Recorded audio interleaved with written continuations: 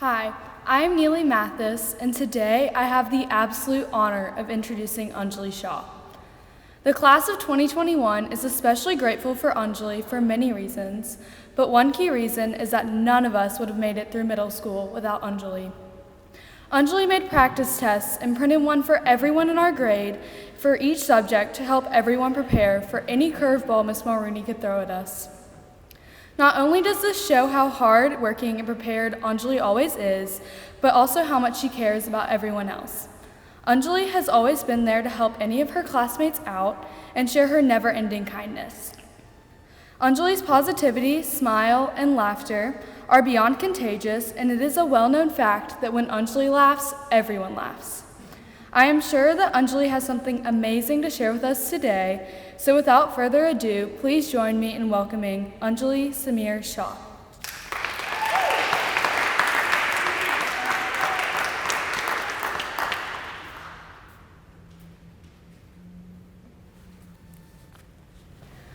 Only recently did I realize that taking attendance at the beginning of class may be a routine, if not mundane, task to many of my teachers and classmates.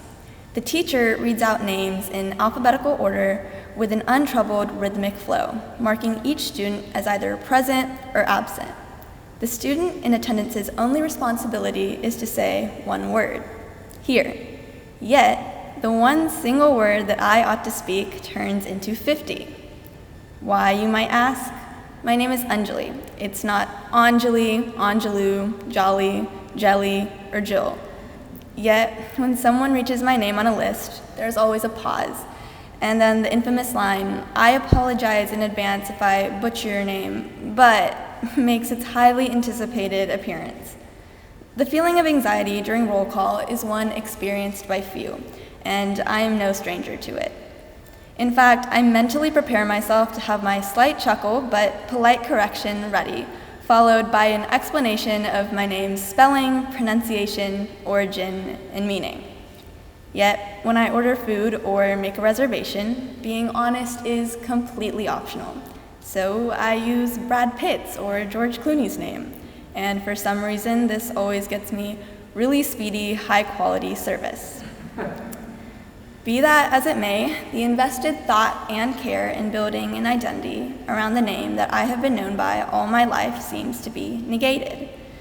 Once in a while, though, I order under my real name, the one that appears on my birth certificate, Instagram page, and teal Costco lunchbox.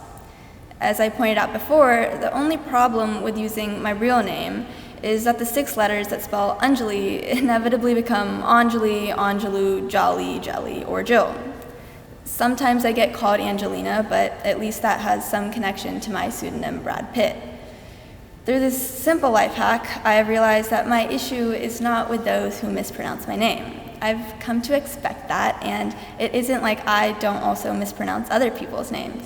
No, my issue is with people who don't make the effort to get my name right after being told the correct way to say it. Or worse, those who go one step further and decide that instead of learning to pronounce my name properly, they will instead rename me to something easier. I tried at the start to correct people, but at some point I decided it would probably just be easier to go along with whatever variation I was being called that day. So I gave up. And it takes a lot for a person to give up on something so key and vital to her identity. Now you might be thinking, Anjali, you interject and stand up when someone says your name incorrectly, now as a senior in high school, right? No, because that's what years of relentless mispronunciation and a lack of effort from people to learn or correct themselves will do to a person. Of course, I'm not talking about everyone. Some really make the effort to learn how to say my name and will even correct others, something that I have come to appreciate more than they can know. I have only been embarrassed by what people turn my name into, not my first name itself. I wish I could say the same about my initials, though. My full name, Anjali Samir Shah, gives me the initials ASS.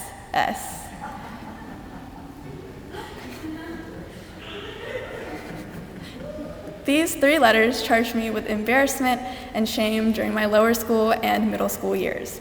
I could not partake in the 6th grade monogrammed everything trend. Can you imagine what would have happened if I walked into school with an overpriced pink rain jacket that had ASS written on the front in a swirly, cute font.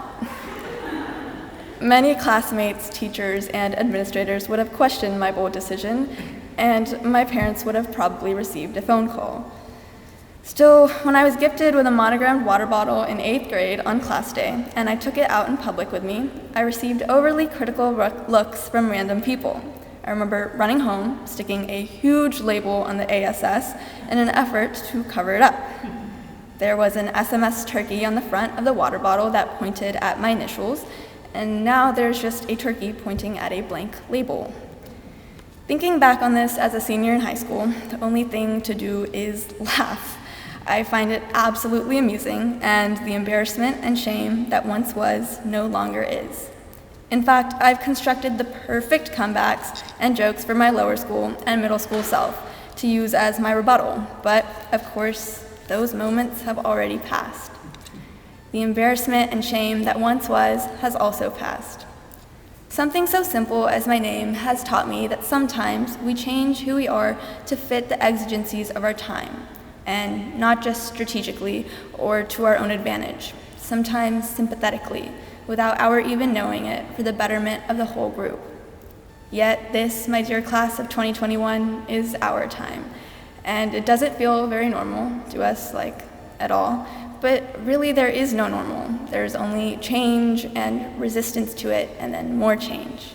The way we think about our identity will only change as we age and our skin loses its elasticity, our gums recede, and our noses grow, while those precious inches of height to which we cling to start to slink away.